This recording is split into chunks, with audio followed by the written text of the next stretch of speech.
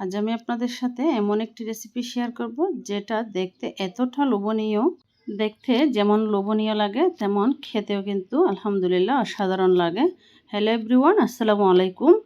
আমি এখানে কিছুটা শুটকি নিয়েছি। শুটকিগুলো প্রথমে কিছুটা ভিজিয়ে রেখেছিলাম কিছুক্ষণ, 10 মিনিটের মতো। 10 মিনিট পর এভাবে হাত দিয়ে একটু ঘষে ঘষে পরিষ্কার করে ধুয়ে নিব। অবশ্যই কয়েকবার পানি পাল্টিয়ে কিন্তু ধুয়ে নিতে হবে। এই যে আমি একদম পরিষ্কার করে কিন্তু ধুয়ে নিয়েছি।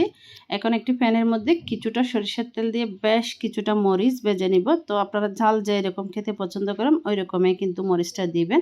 আমি একটু বেশি ঝাল পছন্দ করি, তাই মরিচটা একটু বেশি দিয়ে দিলাম। এখন মরিচগুলো ভাজা হয়ে গেছে আমার, তুলে নিব।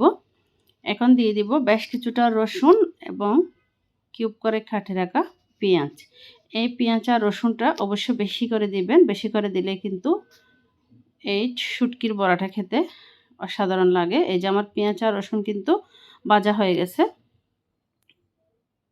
এখন আমি এগুলো একটু তুলে নিব।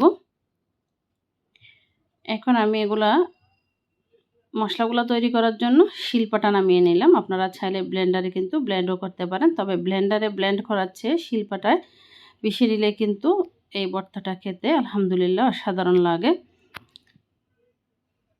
এই যে আমার মরিচগুলো কিন্তু ভালোভাবে মিহি হয়ে গেছে। এখন আমি দিয়ে দিব শুটকিগুলো ভালো করে মিহি করে নিতে হবে, যাতে করে কোনো খাটা থেকে না যায়। এই কাজটা কিন্তু অবশ্যই করতে হবে। আমি 2-1 বার করে কিন্তু পিষে নিয়েছি। এই যে একদম মিহি হয়ে গেছে। এখন আমি এখানে দিয়ে দিব সে ভেজে রাখা পেঁয়াজ আর রসুনটাও ভালো করে একটু করে পিষে নেব।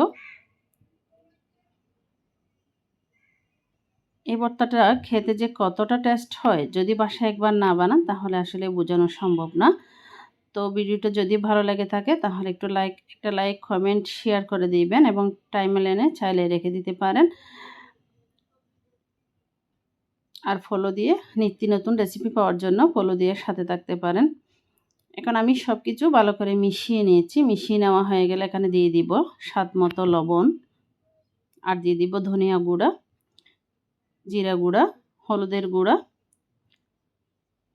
দিয়ে ভালো করে কিন্তু মিশিয়ে নিব। এখন দিয়ে দিব হালকা অল্প করে একটু করে লেবু। এখন আমি এখানে নিয়ে নিয়েছি পুঁইশাকের পাতা। আপনারা চাইলে এই পুঁইশাকের পাতার পরিবর্তে লাউ পাতা, কচু পাতা বা কুমড়ো পাতা, যার হাতের কাছে যেটা থাকবে সেটা দিয়ে কিন্তু এই বড়াটা তৈরি করা যায়।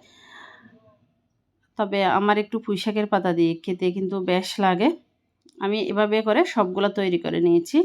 ফ্যানের মধ্যে আর কিছুটা তেল দিয়ে তেলটা গরম করে এখন একটা একটা করে এই পুঁইশাকের বড়াগুলো বসিয়ে দেব। বসিয়ে দিয়ে ঢাকনা দিয়ে 5 মিনিটের মতো অপেক্ষা করব।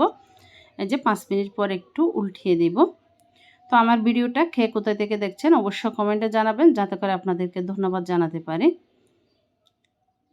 যাদের এখনও এই রেসিপিটা খাওয়া হয়নি অবশ্যই চেষ্টা করবেন একবার বাসায় খাওয়ার জন্য। যদি কাউকে এই রেসিপিটা একবার করে খাওয়ান তাহলে দেখবেন আপনাকে বারবার রিকোয়েস্ট আসবে আপনার কাছে এই রেসিপিটা করে খাওয়ানোর জন্য। এভাবে করে 10 মিনিটের মতো রান্না করে নিব। যে 10 মিনিট পর দেখুন একদম মাখো মাখো হয়ে গেছে। নামিয়ে গরম গরম ভাতের সাথে যে খেতে কি যে মজা লাগে, একবার হলো বাসায় ট্রাই করে দেখবেন। আজকে এই পর্যন্ত। আল্লাহ হাফেজ।